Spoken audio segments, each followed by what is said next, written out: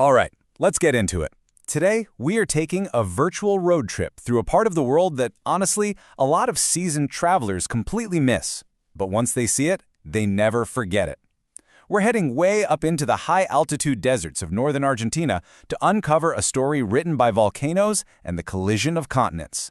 A journey that climbed from rainbow-colored mountains to a vast, white desert in the sky. Okay, so when you think of a road trip in Argentina, your mind probably jumps straight to Patagonia, right? You're picturing those jagged peaks, the massive glaciers, the glacial lakes. And look, don't get me wrong, those are absolutely incredible. But the most epic road trip? The answer might just surprise you. It's a route much farther north, a drive that is as unexpected as it is breathtaking.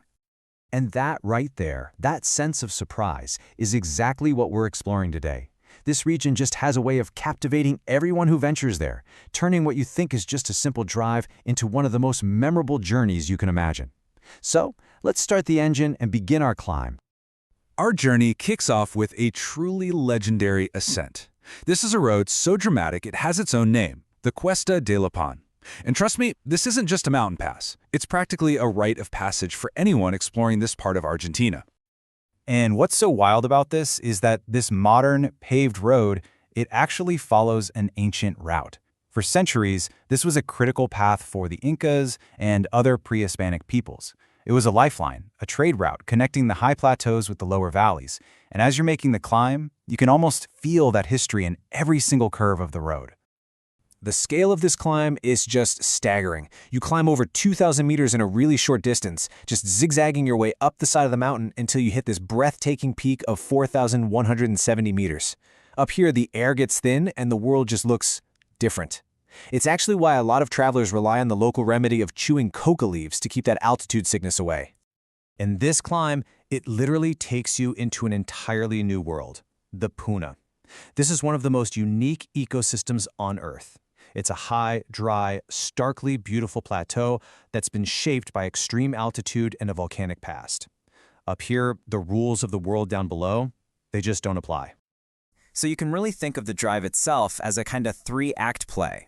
First, you've got that intense, winding climb up the cuesta itself. Then you hit the summit, the Abra de Potrerillos, which is where you get that iconic must-have photo. And finally, you begin the descent, and that's when the landscape just opens up and you realize you are in a completely different world. So after you've conquered that road, you get the grand prize, the Salinas Grandes, a blindingly white, massive expanse of salt that just stretches out to the horizon.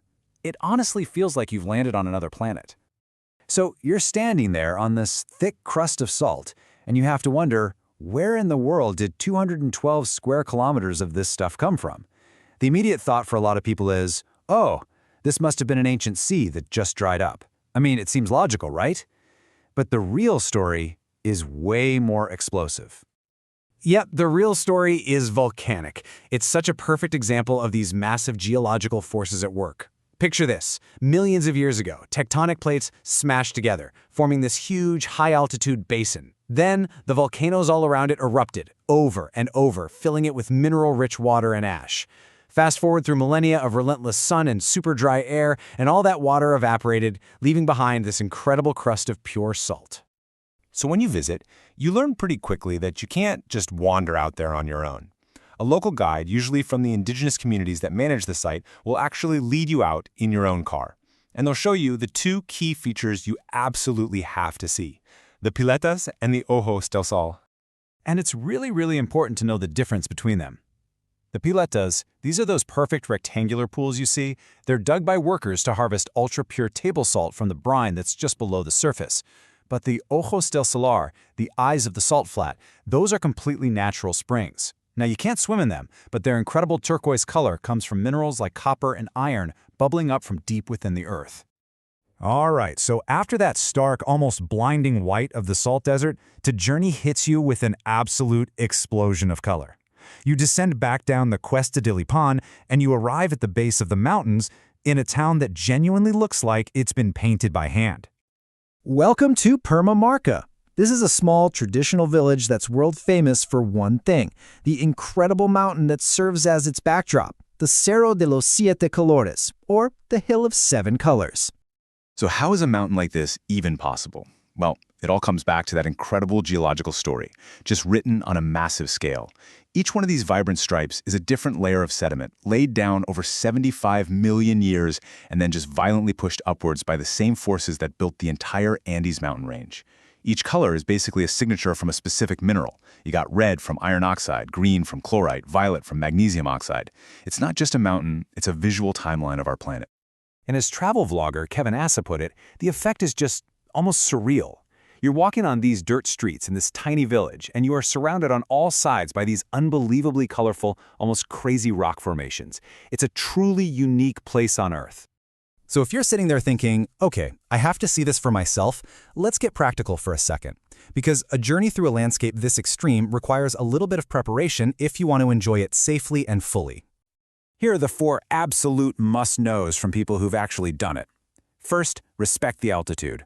Go slow, stay super hydrated, and maybe even try the local coca leaves.